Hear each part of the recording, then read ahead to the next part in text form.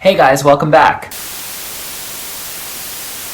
It's been a minute. The summer was kind of boring when it came to pop music, but now that fall is almost here, we're going to be approaching Q4. A lot of exciting things are happening for a lot of big name artists. So consider this my fall music preview. First up, we've got the man that everybody is talking about, Justin Bieber. He dropped his new single, What Do You Mean, last week, and to me, it's already a hit. He has so many promo appearances lined up. He just did the VMAs, he just dropped the music video, and this could be his first #1. Now, we all know how the single sounds, but what about the album? The album is due for release on November 13th. There's no title yet, but Justin teased it a little bit on his interviews last week when he was promoting his new single. He said that the new album is very inspiring, very uplifting, and he wants to reach as many people as possible with his new music. According to Billboard, it's supposed to be a mix of R&B, pop, and EDM. There will also be quite a few piano ballads on the album that tackle Bieber's certain drama that happened over the past few years. I think that with age comes maturity, and something seems to finally have clicked with Justin a little bit.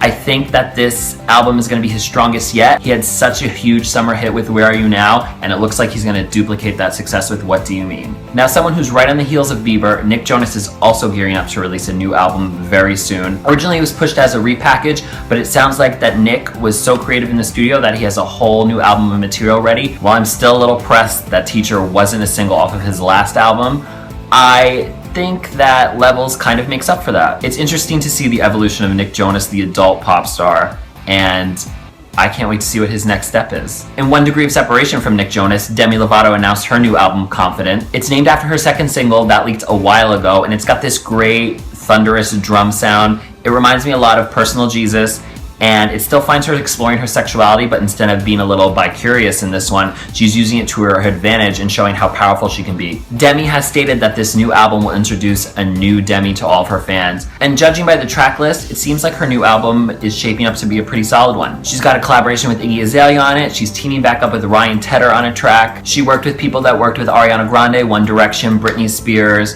I'm game. Is it October 13th yet? Selena Gomez also seems to be singing a similar tune when it comes to her new album, Revival. Revival comes out a week before Demi, and it seems like these two records are going to be very similar. They use the same words to describe it: authentic, confident, a new side of their artistry. These two have literally grown up in front of our eyes, and they're about to enter the next phase of their career, so it'll be very interesting to see what both of these albums do for both pop stars. More about Selena's record. Selena has said that she really took the reins of this album, and she had a specific vision, and she surrounded herself with the perfect team that allowed her to execute that vision exactly how she wanted. Selena said she set out to push boundaries with this record, and that she had this urge to bring out a different side of her voice that she never really experimented with on previous records. As for what lies ahead for fans on this record, she teamed up with Max Martin finally. She worked with Hit Boy on a majority of this record. She tried to channel Who Says on a new song. She says it's kind of the sister to that song, and her new single, Same Old Love, should hit radio sometime in September. Speaking of new music hitting radio in September, Ellie Goulding's new single, On My Mind, is slated to hit radio on September 22nd. This will be the first single from her new album. The album's out in November, and with this album, Ellie set out to kind of distance herself away from what people expect from her. She said this is a big pop record, and On My Mind sounds like it's really the perfect song to kick off this new phase in her career. Ellie describes On My Mind as a Swiftian, guitar-led song about a drunken hookup when she was drinking a lot on tour and just being wild. As far as the sound of her new album, there's not much to be said, but Billboard has reported that Ellie describes it as sub-Ibiza. She used the word euphoric, she said it's rave-like, and that it all comes together in this great cohesive way. She's worked with Disclosure, Joel Little, Ryan Tedder, and Max Martin on a few tracks. It sounds like Ellie has also brought out the big guns for this record, and that she's really looking to launch into the pop music stratosphere. Speaking of going into the pop music stratosphere, Tinashe is working overtime to make sure that that happens for her and that she's the biggest breakout star of 2015. She just wrapped up her stint on the Print tour. She's looking to go on tour with Katy Perry this fall in South America, and she's wrapping up work on her sophomore album. When it comes to her sophomore album, she has enlisted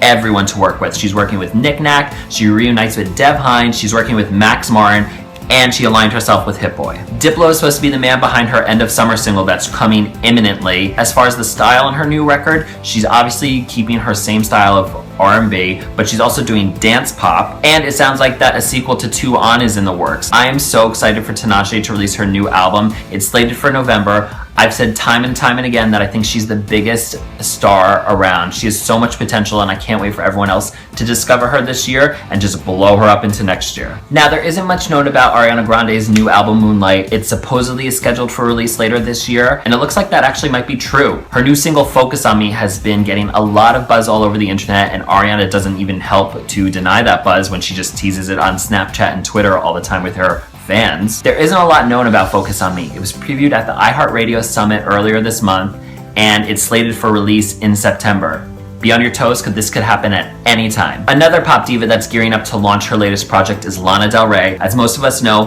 Honeymoon is coming out September 18th. We're only a few short weeks away, and it seems like it's going to be a very solid return to form for Lana. We've all heard the 3 songs that have already been released: Honeymoon, High by the Beach, and Terrence Loves You, but what about the rest? Honeymoon will be made up of 14 tracks. Of course, there's some melancholy anthems, and there's some songs about defeat and salvation. I'm really excited for this record. Are you looking forward to Lana's new music?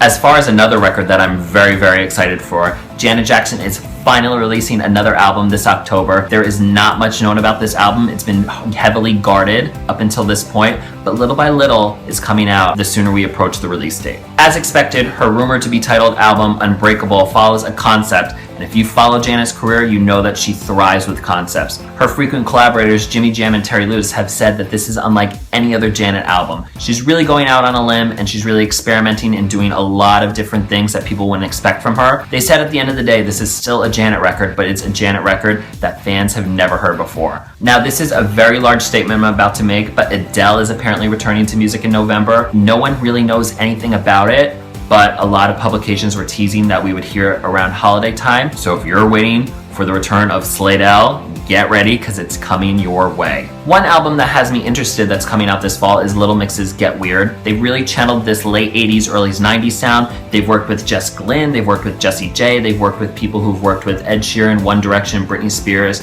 It really sounds like these girls have elevated their sound and really created this big picture, and it seems like they may actually break into the US this time. With Get Weird, the girls are said to pay tribute to the past girl groups, present girl groups, and also lay out the future for all girl groups. That's a very big statement to make, and it's a little concerning when people talk about making the future of something. But I think these girls really have something this time around, and all eyes are going to be on them to see if they deliver on their word. Wrapping it up with one last album that I'm looking forward to this fall, of course, it's Dumblonde. Dumblonde's self-titled album comes out September 25th. We already have 5 instant grab tracks that are available, and the girls have released a steady stream of videos up until this point. When I spoke to the girls for the site, they told me that they would release videos every 2 weeks or so. We have a month until the album, so I would expect 2 more videos before it drops. No word on what those videos are, but as soon as I know, you guys will know. During a live show recently in LA, the girls teased 2 new tracks, You Got Me and Waiting on You. I'm so looking forward to this next phase in Aubrey and Shannon's career. If you do anything this fall, make sure you do not sleep on Dumblonde. It's very exciting. It's a breath of fresh air. It's not your normal typical pop. It's just something new and different, and there's definitely something within their project that's for everyone. And that's it for this week's episode. Make sure you leave a comment below. I want to know what albums you're looking forward to the most this fall. Make sure you give this video a thumbs up if you're feeling it. Make sure to subscribe to this channel to see more videos like this and cool, fun videos in the future. And I will see you guys next time.